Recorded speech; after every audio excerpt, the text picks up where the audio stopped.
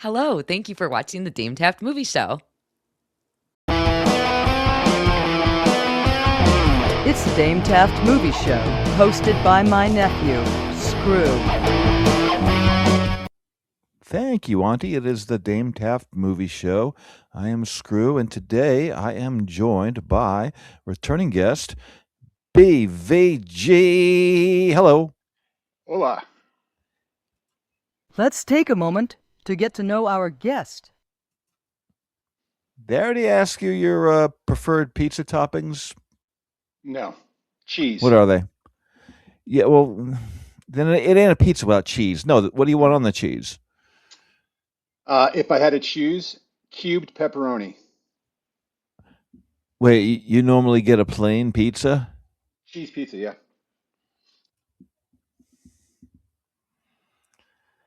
I could tolerate them, but I prefer just cheese. All right. Simple man. Hey, are the doggies around? Of course. Can you bring one up to the camera? No, that's okay. Don't worry about it. Don't worry about it. Hey, did I ask you before? Are you a Bond guy, a 007 guy? Yes. Can you name all of the James Bond movies in chronological order? Yes. Go. Dr. No from Russia with Love, which is my favorite. Goldfinger, Thunderball. You Only Live Twice. On Her Majesty's Secret Service, which was the last great Bond film. Live and Let Die, Man with the Golden Gun, Spy Who Loved Me, Moonraker, For Your Eyes Only, Octopussy, View to a Kill, Living Daylights. Timothy Dalton was a great Bond in bad movies. What's this next one he did? License to Kill, GoldenEye, Tomorrow Never Dies, World Is Not Enough, Diamonds. Oh no, I forgot Diamonds Are Forever. I skipped Yes, that you one. did. Okay, you saved it. Go ahead. When did that come out? Between which movies? Between On Her Majesty's Secret Service and Live and Let Die. Continue. Where did we leave off? Diamonds. What the hell was that one? It's another diamond one. Wait, go back to License to Kill and go from there. License to Kill. Come on, hurry up. GoldenEye. Tomorrow Never Dies. World Is Not Enough. The Diamonds one. I forget. Yeah. Diamonds. Ah, shit. Come on, it's only one of the best movies ever made. I know. So I blocked it out with the surfing scene. Fuck. You're gonna fail the test. Diamond. What the hell is it? Diamonds. the one with the diamonds. Oh, Die Another Day? Continue. Okay. I got confused. Hurry. Did I leave out the original? No, you didn't leave it. From 67? No, you didn't get to that yet. The 67 version. Oh no, the Eon Productions. Keep going. Casino Royale, Quantum of Solace, starts with the S. The diamond one. The diamond one. The one where he goes home. Oh, I'm really losing it on this one. Oh, you're so close. You're going to blow it all. You were so close. I know it starts with an S. It has Javier Bardem, Skyfall, and No Time to Die. Did I miss one?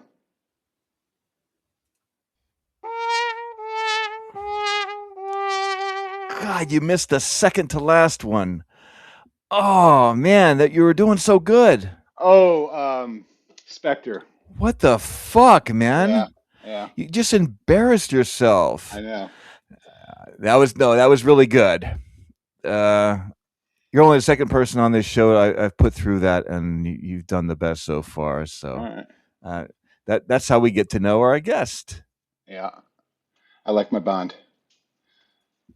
Go fuck a duck. All right. We got some movies to look at today. Let's have a look at some movies. Is that Thunderbolt and Lightfoot? Thunderbolt and Lightfoot, correct.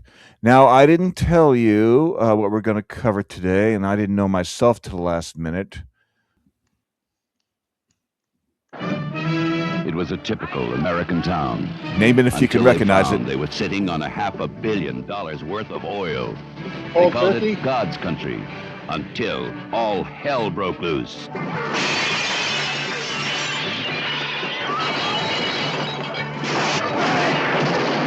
Then it was time for Vigilante Force. Yeah! Chris Christopherson, star of Academy Woo! Award-winning Alice Doesn't Live Here Anymore. Jan Michael Vincent, dynamic young star of White Line Fever and Buster and Billy, come together Fuck yeah. in Vigilante Force. The last time I tried to go back home, they gave me a parade.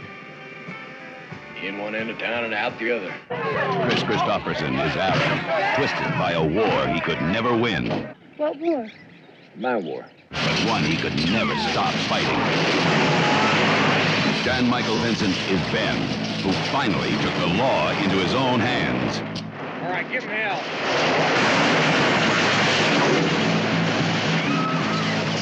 Now you listen to me. And when you good people hired me to come take care of your garbage, nobody was there telling me how to do the job. Nobody wanted to know. Like a pack of mad dogs, they were unleashed to clean up the town. Zipping up they They flies. cleaned it out. Want all the money you're holding in a pile. Get tired of you shoving us around? You know why you ain't been killed, don't you? Because we're brothers. They fought over the same girl, and now the time had come to settle the score. We're coming after you! Victoria Principal, Oh, sensual yeah. young star of Earthquake, is Linda, who trusted a man once too often. I'm gonna kill you. Broadway's Bernadette Peters dazzles as Little D, who loved not wisely, but very well indeed. You're a cop. I hate cops. So do I. I'm the cops. Ah, dude. I was going to do something terrible to all of you.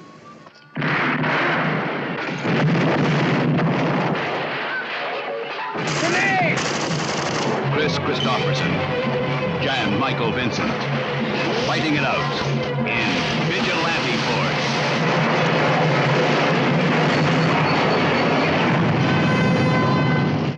Yeah, from 1976, Vigilante Force, directed by, what's the guy's name? George Armitage? Bloody hell. From Yeah, George. Gene- Yeah, Gene Corman, Roger's brother, of was the course. producer. George Armitage, the director. Have you seen this movie, BVG? I've never heard of it. I wish you would have told me this when I would have loved to have watched this last night. Yeah, that's fine. It's on Prime right now, and it's a good presentation. It's funny because I'm pretty well acquainted with a lot of these types of movies from that era. Your Walking Talls, your White Line Fevers, or Death Wishes, and whatnot. But this one eluded me for a very long time, maybe because of its availability, or I just wasn't at the drive-in on the right night. But I think I saw it on one of the streaming services about 10 years ago, but I don't remember it so well. I didn't remember it so well when I watched it just last night. Anyway, it's good. It delivers that type of action in that type of era of filmmaking, and you can't beat those two stars and the two broads.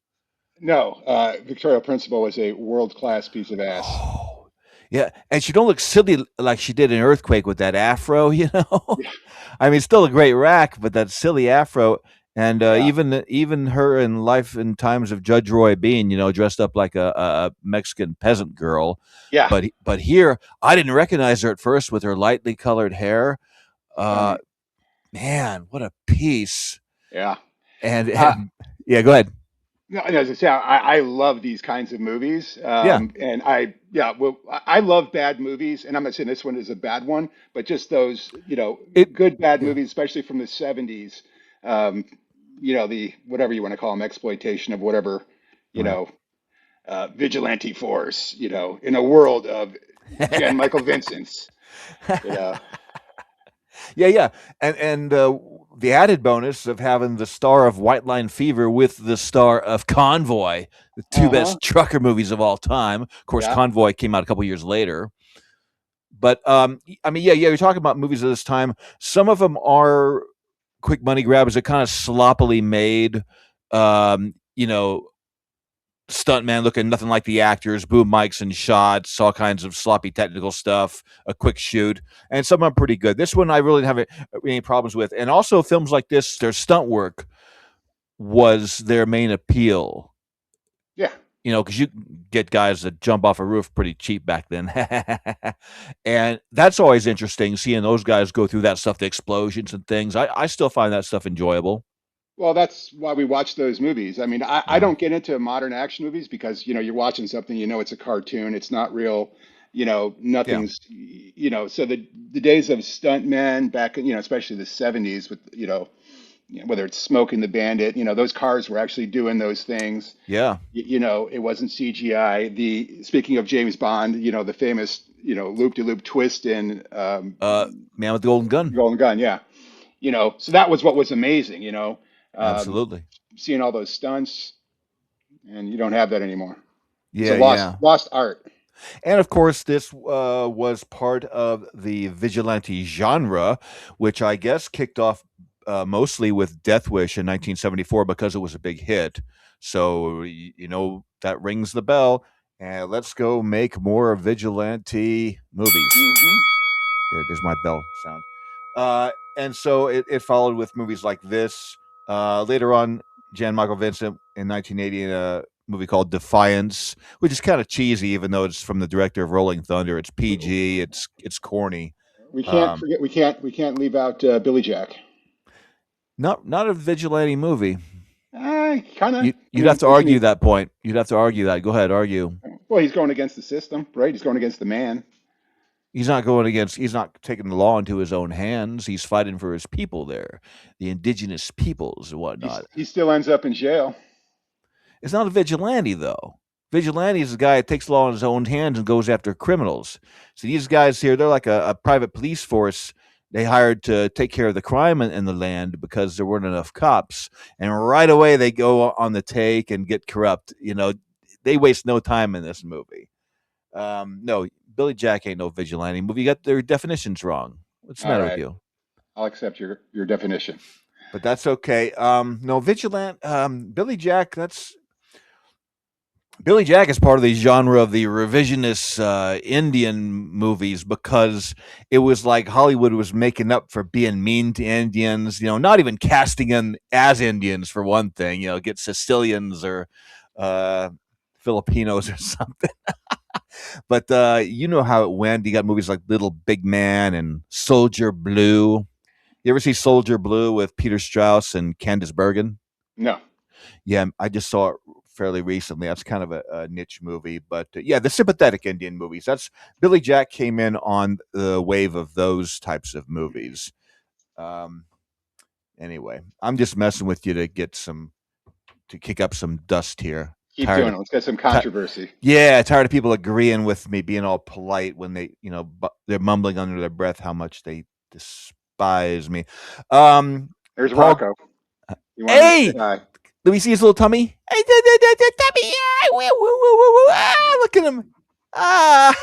Hey, doggy. Hey, doggy. He can't hear me, can he? Hey, doggy. Hey, doggy. All right, let him go. All right, buddy. Release him to the wild. Thanks. There you go. Not to pick favorites, but I like the big dog better. What's his name? Ozzy? Ozzy. That's okay. We'll catch up with him later. Brad Dexter's in this, one of the original Magnificent Seven. Which one was he? The big guy. I got to look him up. Yeah, well, he's one of the ones that you don't know by their name. There was two of them. Everyone can name like five of the Magnificent Seven because they're well-known actors, but they forget about Horst Buchholz and Who Brad can forget Dexter. Hortz? Oh, okay. Yeah, a German guy playing a young Mexican, convincingly. You got to love it. Lonnie Anderson has unbilled cameo in there. If anyone's a fan, I'm not particularly a fan of hers. No. She ain't no Victoria Principal, I'll tell you that. She ain't no Bailey. Yeah, that old argument, huh? The Ginger versus Marianne, Jennifer versus Bailey. Yeah, I go with Bailey. I got no Right. problem with Ginger. I just think Lonnie Anderson had a weird face. Yeah, me too. And weird hair. She looked like a cross dresser. It's too artificial, is what I'm saying. Yeah. You got to be more natural, like a natural beauty. Yeah. and Bernadette Peters I like quite a bit too. I got a crush on her. Anyway, the movie delivers good pulp. Another vigilante movie that came out before this, Magnum Force. You got the cops taking the law in their own hands, killing crooks. That's what happens in here. So that's one that beat this movie to it. And later on, like in 1982, you got the Tom Skerritt movie Fighting Back, and the William Lustig movie Vigilante, and there's tons more, too numerous to mention. Okay, I think that about covers it for this one. Is there Anyway, any? yeah. Is there any? What do you call it? Nudity? Yes. No. Now that you mention it, Seems like a prerequisite for a '70s vigilante movie. yeah, then it would be really more exploitative. I guess they set their sights a little higher than that, and it's probably PG despite all the violence. Shoot, I should know that. Hang on, I'll edit this part out. PG. What did I say? Okay, let's see what else we got. I want to talk about Bernadette Peters. I just remember her. The first thing I remember her from was that robot movie with Andy Kaufman. Oh, Heart Beeps, directed by Alan Arkush. I've never seen it. I heard pretty much everyone dislikes it. I just remember it being on HBO when I was a kid. Of course. Oh, what? You didn't go pay to see it in the theater? Oh, No, shocking. Yeah. Yeah, disappointment for everybody because Alan Arkush had come off of Rock and Roll High School. He did a really good job with that funny movie. All right, let's look at some stuff here. Broadway's Bernadette Peters dazzles as Little D. Yes, she does. All right, when I saw her, it made me think of this very funny skit from SCTV. I don't know if you've seen Now, it. Bernadette, I hear tell you were in lots of movies, but I'll be honest with you, I don't remember you in none of them. Yeah, what movies were you in? I was in The Jerk, and Pennies from Heaven, and Annie. No, you weren't. Come on, you're fibbing. Yes, I was.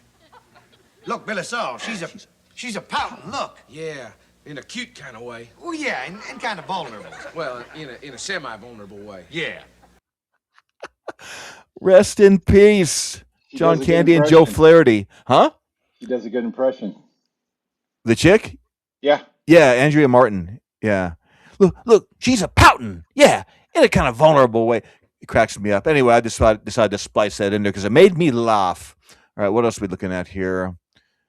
Okay, I guess we're going to our next movie. Miami Blues. I'd like to tell you about a book. It's a classic of the Vedic literature, the knowledge of God. Guess who just blew into town? My name's Ravindra. What's your name? Trouble.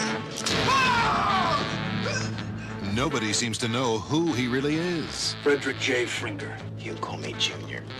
Sergeant Hope Mosley, homicide. Urban Gottlieb. Or what he does. I was an aerobics instructor. Oh, I'm a cop.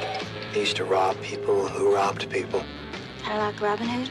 Except I didn't give the money to the poor people. Or exactly whose side he's on. Business seems to be good. You got my old bag, Sanchez. He's running around playing cop, assaulting and beating people.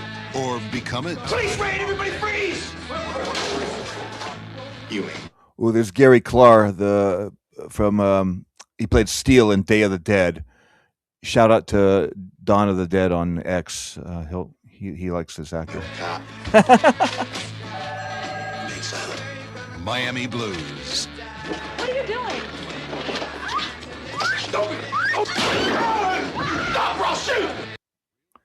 Oh, I can't stand fucking Spirit in the Sky. Oh, God. I never, ever want to hear that song ever again. Fuck that song. Okay. You don't have to agree with me. That's okay. Yeah. It's all right. Hey, weren't you the guy on X saying you don't like Tangerine Dream? Yeah. I thought that was you. So you didn't watch our episode on The Keep a week or two ago? I just watched it today. Yeah, you don't like them. Why not? What's wrong with you? They do good scores. It's trippy stuff, trippy music. It's very dated. It just sounds. I don't know how to put it. Scores like the Terminator, the first one. Right. just that electronic, it really kills the movie for me, kills the vibe, and I don't like Okay. any movie I've seen with Tangerine Dream's score. I just really never cared for it. Not even Sorcerer? I don't remember the music from Sorcerer. I just remember the movie. Um, Okay. but Eh, yeah, I don't. if Yeah, that's never a big your fan. opinion, okay. Yeah, But I just wanted to make sure because I was thinking there was someone on X who, when we were talking about the band, and I thought it was you, and I was right. I just yeah. mark that down. Another instance on the show where I am right. Okay, I don't like the poster on the right there. It looks stupid with the tiny little badge and little gun there. Have you seen this movie? I've never seen it. Really? Yeah, I'm aware of its existence, but it was one Uh, that I would always pass up at the video store. I thought it was a little bit too mainstream. I thought everybody knew this movie. Is this something that appeals to you? You like Alec Baldwin, or back when he was hot? I like Alec Baldwin, Yeah. but there's a certain class of movies from the 80s and 90s that I have zero. I'm never going to watch Striking Distance with um, Yeah, that one sucks. what's his face, Yeah, exactly. Bruce Willis. Yeah, those kind of Exactly. movies I'll never watch. Yeah. That It's that one is not worth anyone's time. yeah, or Color of Night, or just any of those.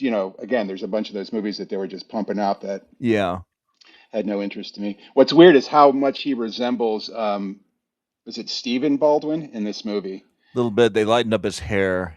Yeah, Yeah. well, he's got it parted down the side like that, or Yeah. over the side, and he's really thinner than Yeah. he kind of bulked up a bit.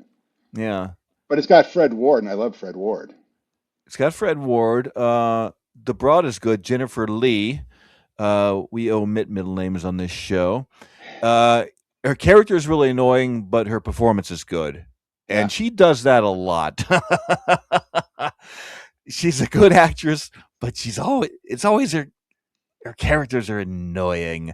Yeah, Fred Ward. This is based on a novel, I think a popular series of novels, I'm not mistaken. You don't think this is something that would interest you? The clips didn't look good. He's impersonating a cop. He's just got out of prison and he's already getting into trouble and stuff. Nah. Okay. Yeah. No. Well, I took a stab at it there. That's nothing. Okay, so in the future, stay away from 90s crime movies. Depends on the crime movie. What were you watching in the 90s? There was a lot of good stuff. Well, Any other? I was younger then, so of course my tastes were very different. I was Right. probably 20 or so. Like, let's say when I saw Independence Day, and I thought that was a great science fiction movie, and I Yeah. hated 2001 when I first saw it. So my opinions have changed. My tastes have changed since No, I then. understand. Yeah, me too. I could But cite some I instances. mean, this is what, early 90s. I mean, 1990, exactly. okay. So I mean, probably at that point I was 17, so I was going to see Back to the Future, Batman, Star Trek, that kind of stuff. Yeah. I think I did go see Young Guns too in the theater around that time. So Yeah, me too. yeah. But as far as 90s go, crime movies, I mean, Reservoir Dogs, I had different different tastes, varied. What about Reservoir Dogs? You enjoyed it? Oh yeah. Yeah, good movie. Yeah. Okay, so here's Ravindra. It is a funny scene where he breaks this Krishna's finger in the airport. They don't have this is like a time capsule thing, and of course, this was parodied in Airplane. All these cultists passing out pamphlets in the airport, but they Which shoot. made- Yeah, go ahead. That made, of course, made zero sense to me when I was a kid. Like, I didn't know that that's what LAX was like, right? That they had all Right. these different things. So that didn't mean anything to me. Or the Pinto exploding in Top Secret. Yeah, you got. It's one of those, of the time jokes, which a lot of comedies have, Yeah. I was just watching the original Naked Gun from 1988 there, and there's a lot of dated stuff in that. You almost have to put up a subtitle trivia track, and they do on some movies to tell you, well, you see why this is funny is because, Yeah. like the lady in Airplane from the coffee commercial, That's from they cast the actress from a popular coffee commercial to say her line from the commercial in the movie. And at the time, audiences are like, hey, it's that lady, myself included. Yeah. But yeah, that you bring up a good point, BVG. But Anyway, just a couple of quick points about this movie for whoever's interested, not you. Uh, this guy here is one of the producers of the movie. His name is Edward Saxon. He is also one of the producers of Silence of the Lambs. Oh. And even more interesting, he had a role in Silence of the Lambs as Benjamin Raspail. Raspail, his head. Yeah, a.k.a. Hester Moffat. Yeah. The rest of me. I don't think it's actually his head. It's probably a cast. Either that or a nice magic trick. But yeah, and that's documented. That was like an in joke that they put the producer's head in a jar there. So it's fun for everybody. A lot of people know this already. So what else do I have? I did not know. Yeah. Let's see. I just grabbed this off the TV screen real quick, but I want to show this actress who pops up here in a moment. That's the best part. She's got her single white female haircut. That's right. Yeah, she just whacked Bridget Fonda and taken her place. Yeah. All right, so this actress here. Oops. I can't see her. No, that's okay. This is Martine Beswick. And she was in a film you mentioned at the beginning of this show. She is a former Bond girl, Martine Beswick. Oh, she's one of the yeah. Not just one Bond girl. She's a two-time Bond girl. Here she is in Thunderball. One of the gypsy girls, right? You got it, baby. Yeah, there she is in the red. Now she's in green when fighting here. That's Martine in green on the left. Yeah. Oh yeah. Yeah, tie it up. That's good.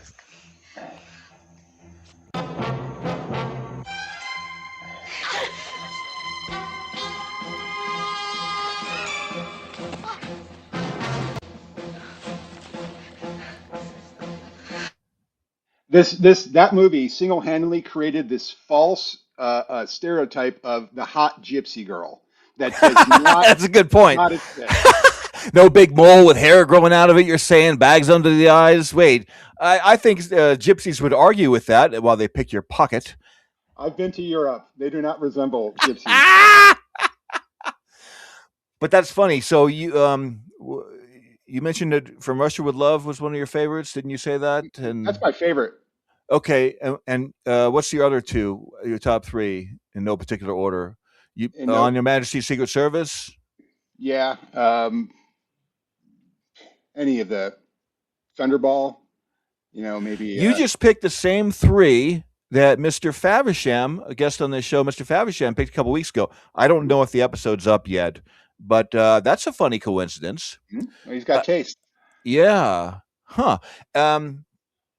Both of you skipped over Goldfinger. That's like the crowd favorite, but it always is, and it's a great one, but not particularly mine. I mean, again, and not Dr. No either. It's weird. They're all very good. It is kind of tough to pick. I kind of From Russia with Love, they have they have everything. They've got the intro, scene, the song, the misdirect intro, which Dr. No didn't have as the first one. So and it's simple. It's got just a briefcase. It's not overloaded with gadgets and crap, and it's just a simple old-fashioned spy stuff. There's no giant lair, which is fine. It's a Bond thing, but I just like the story and simpleness of it.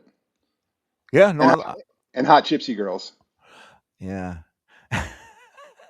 And the Mexican actor that plays the Turkish. Oh, Pedro Armendáriz. Yeah, the guy that he was dying riddled with cancer while shooting that movie. In a lot of pain. Yeah. And his son went on to be an actor and appears in a Bond film later on. He actually plays that character's son, I believe. I want to say no, because he's Mexican. Okay, then I am wrong. Is one of the Timothy Dalton movies. Pretty easy to guess which one had a Mexican in it. License to Kill. He's like the what do you call it? The dictator of the town who's paid off and everything. Pedro Armendáriz Jr. But he's been in tons of movies. But yeah, father and son, both a Bond movie. But yeah, it was just funny that Martine Beswick just had that small little role there. She must live in Miami, and they hire the local talents. Like, oh, she's got a resume, because he's just serving Alec Baldwin and Jennifer Lee. She's basically just a extra with the speaking role. She comes in, takes their order, and then comes back and brings their order. And then, I go looking at the casts of these things. I recognize that name. Yeah. Fun fact: in From Russia with Love, they left the E off her first name, so it comes off as Martin Beswick instead of Martine. All right, I'll go through this trivia rather quickly because you don't give a shit. This movie, 1990, Miami Blues, directed by George Armitage. Does that name sound familiar? Because he also directed Vigilante Force. Anything more recent? No. Jonathan Demme was supposed to direct this movie. He's one of the producers. And it does have some of his quirky trademarks, like Charles Napier is in it. And of course, Edward Saxon, the producer there who produced Lambs. Okay. Paul Gleason is in both movies for fans of Clarence Beeks. Paul Gleason. Yeah. Anyway, it has good violence. It's respectably offbeat. Baldwin in his prime there, playing a sociopath. Yeah, I think that's all I got on that. Okay, those are our two films. So in the future, when I surprise you with movies, I'll stay away from. So what's your sweet spot there? 70s? Because Mr. Favisham likes the 40s stuff a lot. 40s? Yeah, well, he used to screen old movies. My sweet spot. It just depends. I mean, you've got the 70s. What are you, like the 70s, cartoon 80s, movie? Huh? 70s and 80s. 70s and 80s. As far as when you start going further back, I mean, I'm a big Hitchcock fan. Yeah. Or obviously, Clint Eastwood westerns or okay, Sergio Leone. Yeah. All right, you're one of these people that's difficult to program to, but that's okay. I like a challenge. If we do Chato's Land one day, then yeah. I've said it before. If left to my own devices, I would talk about nothing but Charles Bronson movies, and that'll be a good excuse to do that. So let's have a date. Oh, and you also wanted to gloat about picking terms of endearment for us to look at on the show. Well, I think you were being smug about it and smartass, and I said, "Okay, hotshot, come on the show, fucking watch that movie and its sequel." And he did, and so far it's got the most views of any of our Dame Taft movie shows. Like, son of a bitch, what happened there? Even more than the Dirty Harry episode. I'm not complaining. Go ahead. We might have to review Beaches. I would watch it. Is that a Gary Marshall movie? I have no idea. I think it is. Yeah, there's no way that could. You've seen it already, I presume. No. Oh, really? Okay. I walked in on my mom watching it and started laughing at her while she was crying during the crying scene. Well, yeah, it's a manipulative movie for people who like to go for a good cry. Yeah, I still laughed at her. Don't you like a good cry? Oh yeah, I cried when Spock died. Me too. Don't even bring it up. Did they bring him back or just his clone? Yeah. Well, I'm asking you. You declined the answer. Okay. His spirit was returned. End of story.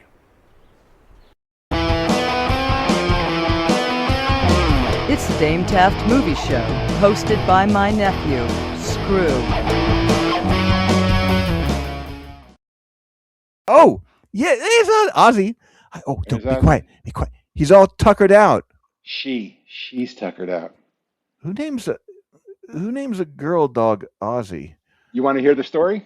Go ahead. So I actually found her in the desert. Okay. Which desert? The Sahara? In Arizona.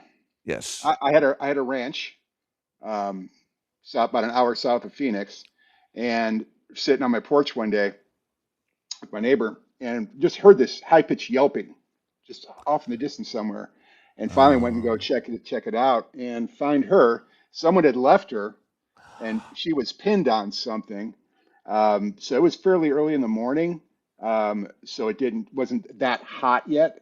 So took her home. She's about 4 weeks old, And So as a puppy then, okay, not yeah, no, 40 wow, years old.